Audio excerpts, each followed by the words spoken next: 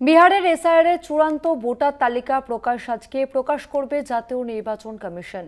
তালিকায় প্রায় 7.3 কোটি ভোটারের নাম থাকবে বলে আশা করা হচ্ছে, যার মধ্যে প্রায় 14 লক্ষ নতুন ভোটারও থাকতে পারে। এসআইআর প্রক্রিয়াটি 2025 সালের জুন মাসে শুরু হয়েছিল। 1 আগস্ট অন্তর্বর্তী ভোটার তালিকা প্রকাশ করা হয় এবং সেই তালিকা থেকে বাদ গিয়েছিল প্রায় 65 লক্ষ নাম। চূড়ান্ত তালিকা প্রকাশের সঙ্গেই বিহারে নির্বাচনের প্রস্তুতি আরও গতি পাবে বলে আশা করা হচ্ছে।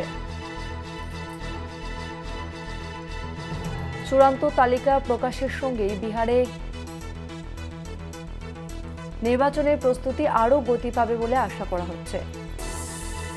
এসআইআর প্রক্রিয়াটি 2025 সালের জুন মাসে শুরু করা হয়েছিল। সেই তালিকা থেকে বাদ যায় প্রায় 65 লক্ষ নাম বাদ। বিহারে এসআইআর এর চূড়ান্ত ভোটার তালিকা প্রকাশ আজকে।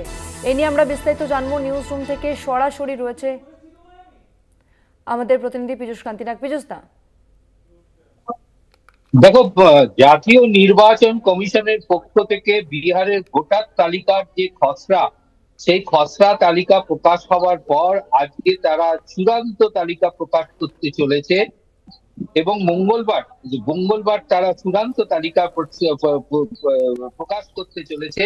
মূলত বিহারের যে এসআইআর চালু হয়েছিল, সেই এসআইআর কে চ্যালেঞ্জ জানিয়ে সুপ্রিম কোর্টে বহু মামলা দায়ের হয় এবং সেখানে আধার কার্ডকে 12তম নথি হিসাবে গ্রহণ করার নির্দেশ দিয়েছিল সুপ্রিম কোর্ট। এবং পরবর্তীকালে সুপ্রিম কোর্ট এটাও জানায় যে এই ভোটার তালিকার সংশোধনী এবং তালিকার ক্ষেত্রে যদি কোনোভাবে দেখা যায় যে এই তালিকার মধ্যে কোন রকম গরমিল রয়েছে বা এই তালিকা সঠিকভাবে তৈরি হয়নি, সেক্ষেত্রে বিচারপতি সূর্যকান্ত ও বিচারপতি জয়মাল্য বাগচির বেঞ্চ কিন্তু পরিষ্কার জানিয়ে দিয়েছেন সেক্ষেত্রে সুপ্রিম কোর্ট কিন্তু এই তালিকা বাতিল করতে পারে। মূলত এই যে চূড়ান্ত তালিকায়, এই তালিকায় প্রায় 7.3 কোটি ভোটারের নাম থাকবে বলে আশা করা যাচ্ছে, যার মধ্যে 14 লক্ষ নতুন ভোটার থাকতে পারে। এসআইআর প্রক্রিয়াটি 2025 সালের জুন মাসে শুরু হয়েছিল এবং 1 আগস্ট পরবর্তী ভোটার তালিকা প্রকাশ করা হয়, যে খসড়া ভোটার তালিকা। এবং সেই ভোটার তালিকা নিয়ে বিভিন্ন আবেদনকারীর পক্ষ থেকে সুপ্রিম কোর্টের দ্বারস্থ হয় এবং সেই আবেদনের প্রেক্ষিতে বিচারপতি সূর্যকান্তের বেঞ্চ আধার কার্ডকে প্রাধান্য দিয়েছিল। তার কারণ বিহারের যে এসআইআর চালু হয়েছিল সেখানে 11টি যে নথির কথা উল্লেখ ছিল, সেই নথির মধ্যে কিন্তু এই আধার কার্ড ছিল না। এবং পরবর্তীকালে যখন আবেদনকারীদের পক্ষ থেকে দাবি করা হয় যে আধার কার্ডটিকে তারা মান্যতা দিচ্ছে না, তখনই কিন্তু সুপ্রিম কোর্ট নির্দেশ দেয় যে যে 11টি নথির কথা বলা রয়েছে তার মধ্যে 12তম নথি হিসাবে এই আধার কার্ডকে সংযুক্ত করতে হবে। সুপ্রিম কোর্টের সেই রায়কেই আবার পুনর্বিবেচনা জানিয়ে যে জাতীয় নির্বাচন কমিশন সুপ্রিম কোর্টের দ্বারস্থ হয়েছিল এবং সেখানে তারা বলেছিল যে সুপ্রিম কোর্ট তার রায়ের কিছু মডিফিকেশন করুক, কিন্তু সুপ্রিম কোর্ট সেখানে সুপ্রিম কোর্টের ভৎসনার মুখে পড়েছিল জাতীয় নির্বাচন কমিশন। বিচারপতি সূর্যকান্ত তার মন্তব্য করেছিলেন, যেখানে আদালত বারবার নির্দেশ দিচ্ছে আধার কার্ডকে সংযুক্ত করার জন্য, সেখানে জাতীয় নির্বাচন কমিশনের অসুবিধা কোথায়?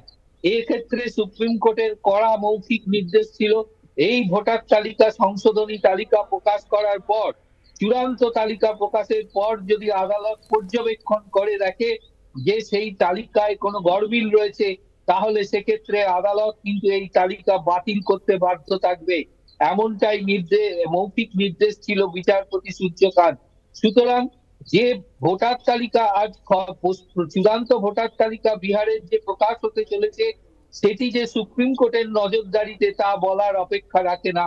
সুতরাং এই ভোটার তালিকা প্রকাশের পর দেখা যাবে, যদি দেখা যায় যে কোনো পক্ষের পক্ষ থেকেই যে এই অভিযোগ উঠল না, তাহলে এই ভোটার তালিকা কিন্তু গ্রহণযোগ্যতা পাবে। এবং এখনো তোমায় জানিয়ে রাখি যে সুপ্রিম কোর্টে কিন্তু এই বিহারের এসআইআর নিয়ে যে মামলাটি, সেই মামলাটি কিন্তু এখনো পর্যন্ত বিচারাধীন অবস্থায় রয়েছে। অর্থাৎ এই চূড়ান্ত তালিকা প্রকাশের পর সুপ্রিম কোর্টে যে রিপোর্ট জমা পড়বে এবং সেই রিপোর্টের পরই কিন্তু পরিষ্কার হবে যে এই বিহারের চূড়ান্ত ভোটার তালিকার ভবিষ্যৎ, যা নির্ভর করছে সুপ্রিম কোর্টের উপর। ধন্যবাদ পীযূষ দা।